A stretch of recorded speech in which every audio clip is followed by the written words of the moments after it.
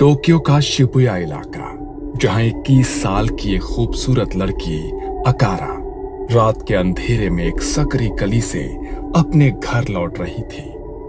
रात के तकरीबन 1 बजे होंगे। नाइट शिफ्ट में काम करके मेट्रो से उतरने के बाद वो इसी तरह पैदल अपने घर लौटा करती थी। यूं तो शहर की सड़कें नियॉन लाइट्स की तेज रोशनी से नहाई हुई थी, लेकिन गली में पसरा सन्नाटा फिर भी अकारा के दिल की धड़कन बढ़ा रहा था। उसकी तेज सांसों और हील की खटखट के अलावा वहां किसी तरह की कोई आवाज सुनाई नहीं दे रही थी। अचानक अकारा को अपने कदमों के अलावा एक और कदमों की आहट सुनाई देने लगती है। घबरा कर वो मुड़कर पीछे देखती है तो पीछे अंधेरे सन्नाटे के अलावा कोई नजर नहीं आता। अकारा एक बार फिर से गली में आगे बढ़ने लगती है। तभी अचानक उसे अपने सामने सफेद रंग का मास्क लगाए एक लड़की नजर आती है, जिसने काले रंग का एक लंबा ओवरकोट पहना हुआ था। बाल से उसका चेहरा पूरी तरह से ढका था, जिसके कारण यह पहचानना मुश्किल था कि वो लड़की आखिर है कौन। कौन हो तुम? अकारा, क्या मैं सुंदर हूँ? नहीं, ये नहीं हो सकता। मुझे यहाँ से जाना होगा। क्या मैं सुंदर हूँ? मैं मरना नहीं चाहती। मैं तुम्हारे सवाल का जवाब नहीं दे सकती। मुझे जाने दो। अकारा की बात सुनकर सामने खड़ी हुई लड़की अपने मुंह पर लगा सफेद मास्क उतारने लगती है, जिसे देखकर अकारा चीख कर जमीन पर बैठ जाती है। मैंने कुछ नहीं देखा। मुझे पता नहीं तुम कैसी दिखती हो। मुझे जाने दो। अरे कम ऑन, रोना बंद करो। अच्छा, आई एम सो सॉरी, मैं मजाक कर रही थी। ये अकारा की रूममेट थी, जो शहर में चल रही अफवाहों का फायदा उठाकर अपनी सहेली अकारा को डराने के लिए कोची साके ओना का रूप लेकर आई थी। ये बहुत ही भद्दा मजाक था ना। मेरा हार्ट फेलियर भी हो सकता था। एक तो वैसे ही आजकल कोची साके ओना का इतना खौफ फैला हुआ है, उस पर तू मुझे और भी डरा रही है। जा, मुझे तुझसे कोई बात ही नहीं करनी। अरे सॉरी बाबा, माफ कर दे, मैं तो प्रैंक कर रही थी बस। कई दिन बीत गए थे। आज रात आना की नाइट शिफ्ट थी। मेट्रो से उतरकर वो अपने फ्लैट की तरफ तेजी से बढ़ रही थी कि अचानक उसे अपने पीछे से एक बड़ी परछाई तेजी से उसकी परछाई के नजदीक आती दिखाई देती है। आना ने अपनी चाल धीमी कर दी और पीछे आने वाले व्यक्ति की कदमों की आहट सुनने की कोशिश करने लगी, लेकिन आना की कोशिश असफल रह गई। उसे अपने पीछे किसी के कदमों की आहट सुनाई नहीं दे रही थी, लेकिन उसके बाद भी एक लंबी परछाई लगातार उसका पीछा कर रही थी। आना ने मुड़कर पीछे देखा। उससे कुछ कदम की दूरी पर एक लड़की खड़ी हुई थी, जिसने घुटने तक लंबा ओवरकोट पहन रखा था। गली के अंधेरे में उसका चेहरा साफ नजर नहीं आ रहा था, लेकिन उसके चेहरे पर लगा मास्क और हवा में उड़ते रेशमी खुले बाल देखकर एक पल को आना के माथे पर भी पसीना आ गया था। क्या मैं सुंदर हूँ? ओह, अभी समझ आया। तू मेरे साथ वही खेल खेल रही है ना जो मैंने खेला था। हाँ, तुम बहुत सुंदर हो, और ये बात पूछने के लिए तुम्हें आधी रात को यहाँ सड़कों पर घूमने की जरूरत नहीं थी। मैं थोड़ी देर में रूम पर ही तो आ रही थी ना। क्या मैं सुंदर हूँ? इतना कहकर उस लड़की ने अपने चेहरे पर लगा मास्क उतार दिया। आना, जो अभी तक मुस्कुराकर बड़े कॉन्फिडेंस से उसकी ओर देख रही थी, अगले पल मानो उसका दिल उछल कर उसके मुंह में आ गया था, क्योंकि सामने का नजारा इतना भयानक था कि उसके पैर कांपने लगे थे। सामने खड़े औरत के होंठ जबड़े से लेकर कान तक फटे हुए थे। मांस और खून चेहरे पर लटका हुआ नजर आ रहा था और दांत खून से सने थे। उसकी आंखों में इतना गुस्सा था मानो अभी सामने खड़ी आना के टुकड़े टुकड़े कर देगी। अगले पल उस औरत ने अपनी कोट की जेब से एक चमकती हुई कैंची निकाली और उससे कट कट की आवाज निकालने लगी। आना ने ना आओ देखा न ताओ, बस वो सिर पर पांव रखकर दूसरी दिशा में दौड़ने लगती है। अचानक ही एक सर हवा में उड़ते हुए उसके सामने आ जाता है, जिसका मुंह कान तक फटा था।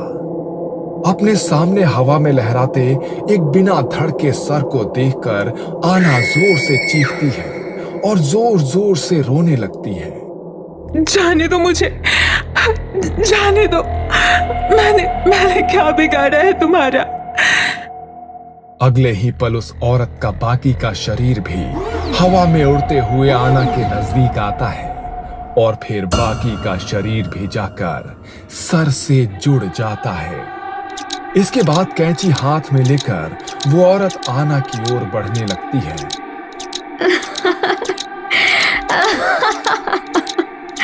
तुमने कहा ना मैं बहुत सुंदर हूँ, अब तुम्हें भी मेरी तरह सुंदर बनना होगा।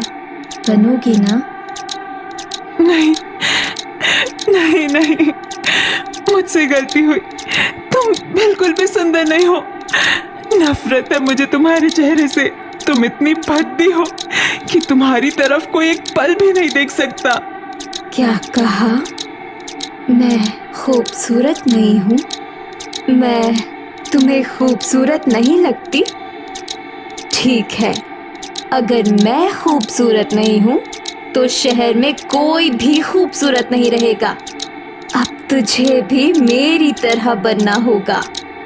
आना बेबस होकर आंसू बहा रही थी। अगले ही पल उस औरत ने अपने हाथ में पकड़ी कैंची से आना के चेहरे को बुरी तरह से कुतर डाला था।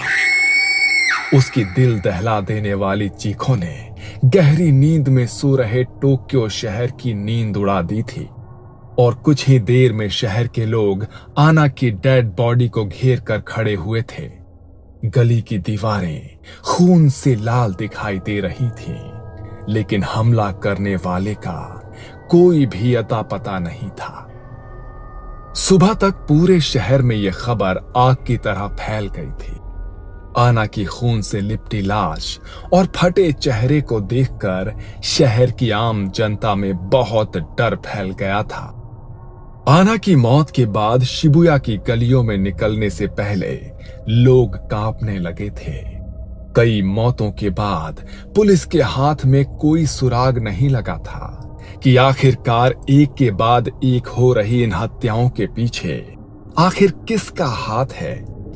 ना तो हत्यारे का कोई सुराग लग रहा था, ना ही हत्या करने वाले का मकसद सामने आ रहा था कि आखिर कोई क्यों किसी को इतनी बुरी तरह तड़पा कर मौत देगा। ये सब किसी इंसान का नहीं, आत्मा का काम है। कोची साके यूना वही कर रही है ये सब, और अगर उसे रोका ना गया तो ऐसे ही हर रात किसी न किसी की मौत होगी। ये कौन औरत है? आखिर इसकी मौत कैसे हुई? कोची साके बेहद खूबसूरत थी, इतनी कि जो एक बार उसे देख ले उसकी नजर वहीं ठहर जाए। उसके पति को अब उसकी खूबसूरती से जलन और असुरक्षा महसूस होने लगी थी, इसलिए उसने अपनी पत्नी का घर से बाहर जाना, किसी से बात करना तक बंद करवा दिया था। फौज के बुलावे पर लड़ाई के लिए जाने से पहले उसने अपनी पत्नी कोची साके को घर के अंदर बंद कर दिया और उसे सख्त हिदायत दी कि वो घर से बाहर ना निकले। लेकिन आखिरकार वही हुआ जिसका उसके पति को डर था। पति के जाने के बाद लंबे समय तक अकेले रहने के कारण उसकी नजदीकियां एक युवक के साथ बढ़ गईं। एक रोज कोची साके का पति अचानक लौट आया और दुर्भाग्य से उसने अपनी पत्नी को दूसरे युवक के साथ देख लिया। गुस्से और नफरत से भरकर उसने पास में पड़ी कैंची उठाई और उससे अपनी पत्नी के चेहरे को बुरी तरह से काट डाला। कोची साके की मौत तो हो गई, लेकिन तभी से वो खूबसूरती और बदले की भूखी अतृप्त आत्मा बनकर घूम रही है। बस बहुत हुआ। अगर उसके प्रश्नों का उत्तर देकर ही इस मौतों के सिलसिले को रोका जा सकता है तो मैं उसका सामना करने के लिए तैयार हूँ। कोची साके की तलाश में पुजारी होशुमा आधी रात को टोक्यो की गली में निकल पड़ता है। कुछ देर तक वहां भटकने के बाद एक अंधेरी सुनसान गली में उसे अपनी ओर आती हुई एक काली परछाई दिखाई देती है। उस परछाई को देखकर होशुमा ने अपनी मुट्ठी में पकड़ा हुआ ताबीज और नमक कस के जकड़ लिया। जैसे ही कोची साके उसके नजदीक आई, होशुमा धीमी आवाज में एक मंत्र पढ़ने लगा। अचानक आसपास की हवा गहरी ठंडी हो गई और एक कांपती आवाज उसके कानों में गूंजी। क्या मैं सुंदर हूँ? उत्तर ना पाकर औरत ने एक बार फिर अपनी बात दोहराई। क्या मैं सुंदर हूँ?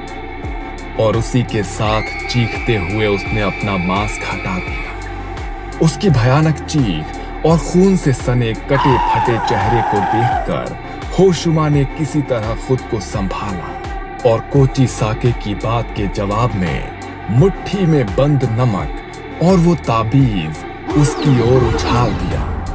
नमक और ताबीज के उसके शरीर से छूते ही वो एक भयानक दिल कपा देने वाली आवाज में चीखी। गली में फैली धुंध और ठंडक के साथ कोची साके भी धुंध के साथ लापता हो गई। अगले कुछ दिनों तक कोची साके किसी को दिखाई नहीं दी। शहर में मौतों का सिलसिला रुक गया था। होशुमा को भी ये लगा कि शायद उसके मंत्रों की शक्ति ने कोची साके को मुक्त कर दिया है, लेकिन ये शायद तूफान से पहले का सन्नाटा था।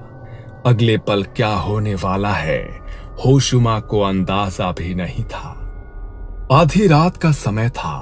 पुजारी होशुमा एक सुनसान गली से गुजर रहे थे। अचानक उन्हें महसूस हुआ मानो ये गली खत्म होने का नाम ही नहीं ले रही है। वो जितना गली में आगे बढ़ते जाते गली और लंबी होती चली जाती। चलते चलते जब उनकी सांस फूलने लगी तभी उन्हें अपने पीछे से एक जानी पहचानी आवाज सुनाई देती है। तूने भी मुझे धोखा दिया। धोखे की सजा सिर्फ मौत है। मैं लौट आई हूँ और अब मौत का ऐसा तांडव होगा कि सब तमाशा देखते रह जाएंगे। होशुमा घबराकर नींद से उठ बैठते हैं। उनका चेहरा पसीने से भीगा हुआ था। ये कैसा सपना था? अगर ये सच में हुआ तो बहुत बड़ा अनर्थ हो जाएगा। अगले दिन रात का समय था। टोक्यो में रहने वाली मसातो अपने कमरे में मोबाइल पर वीडियो देख रही थी।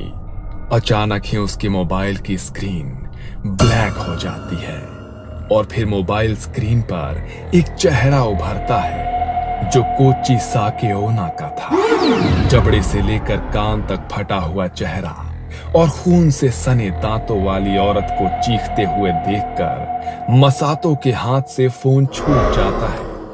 अगले पल मोबाइल की स्क्रीन का कांच टूटता है और कोची साके मसातो के सामने आकर खड़ी हो जाती है। अगली सुबह मसातो के कमरे की दीवारें खून से सनी हुई थीं और उस कमरे में खून से लथपथ मसातो का कटे चेहरे वाला बेजान शरीर पड़ा हुआ दिखाई देता है। ये सब क्या हो रहा है? मसातो का कमरा अंदर से बंद था। बाहर से कोई उसके कमरे में अंदर नहीं आया, तो फिर आखिर उसकी हत्या की किसने? पहले तो ऐसी घटनाएं सिर्फ शहर की सड़कों पर हो रही थी और अब घर में भी। आप बिल्कुल ठीक कह रहे हैं सर। 2 दिन पहले मेरी बहन की भी इसी तरह मौत हुई थी। मेरे अंकल का कहना था उन्होंने बाथरूम से कांच टूटने की आवाज सुनी। वह दरवाजा पीटते रहे लेकिन मेरी बहन ने दरवाजा नहीं खोला। उन्होंने साफ तौर पर मरने से पहले उसकी चीखें सुनी। वो मदद के लिए पुकार रही थी लेकिन कोई कुछ नहीं कर पाया और बस कुछ ही देर में इसी तरह खून से लथपथ लाश बरामद हुई थी उसकी। ऐसा लग रहा था किसी ने कंची से उसका पूरा चेहरा काट डाला हो। तुम ठीक कह रहे हो, ये कोई इक्का दुक्का घटना में नहीं हो रहा है। शहर के हर हिस्से में इस तरह की घटनाएं रिपोर्ट हो रही हैं। कोई मोबाइल हो तो कोई कंप्यूटर स्क्रीन के सामने मरा हुआ पाया जा रहा है, कोई आईने के सामने तो कोई चलती सड़क पर। यह हमारे शहर को अचानक हुआ क्या है? दूसरी ओर मुझे ऐसा लग रहा है जैसे वो कोची साके मुझे उकसा रही है। मैंने उसे रोकने की कोशिश की थी। वो मुझे दिखाना चाहती है कि मेरे रोकने से उसका कुछ नहीं बिगड़ा। अब वो दोगुनी ताकत के साथ लोगों की जान ले रही है। ये सब मुझसे ही शुरू हुआ था। मुझे ही इसका अंत करना होगा। देर रात गए होशुमा फिर से उसी गली में गया जहां उसका कोची साके की आत्मा के साथ आमना सामना हुआ था। वहां जाकर उसने कोची साके को पुकारा। कुछ देर बाद अचानक ही चारों ओर ठंड बढ़ने लगी। हवाएं इतनी ठंडी हो गई कि वहां पर सांस लेना भी मुश्किल होने लगा। गली में लगी लाइट टिमटिमाने लगी और तभी होशुमा ने देखा कि कोची साके ठीक उसके सामने खड़ी हुई है। क्या मैं सुंदर हूँ? कोई इंसान सुंदर हो या बदसूरत, अपनी जिंदगी अपनी मर्जी से जीने का अधिकार सभी को है। तुम्हारे पति ने तुम्हें तुम्हारी खूबसूरती के लिए नहीं मारा। तुमने जिससे प्यार किया था उसने तुम्हारे सुंदर मन को चाहा था, चेहरे को नहीं। तुम भी बस मेरे चेहरे को सजा दे सकती हो, मेरी आत्मा को नहीं। होशुमा की बातें सुनकर कोची साके अपने कानों पर हाथ रखकर जोर जोर से चीखने लगती है। मुक्त कर दो अपने आप को। तुम्हारी सुंदरता तुम्हारी दुश्मन नहीं बनी। तुम्हारी जान उसके पागलपन ने ली। तुमने बेगुनाहों की जान ली है। तुम सुंदर नहीं बदसूरत हो। इतना कहकर होशुमा अपने साथ लाए हुए पवित्र आईने को उसके सामने कर देता है। उस आईने में अपना कटा फटा खून से लथपथ बदसूरत चेहरा देखकर कोची साके चीखते हुए एक धुएं में बदलकर हमेशा के लिए गायब हो जाती है।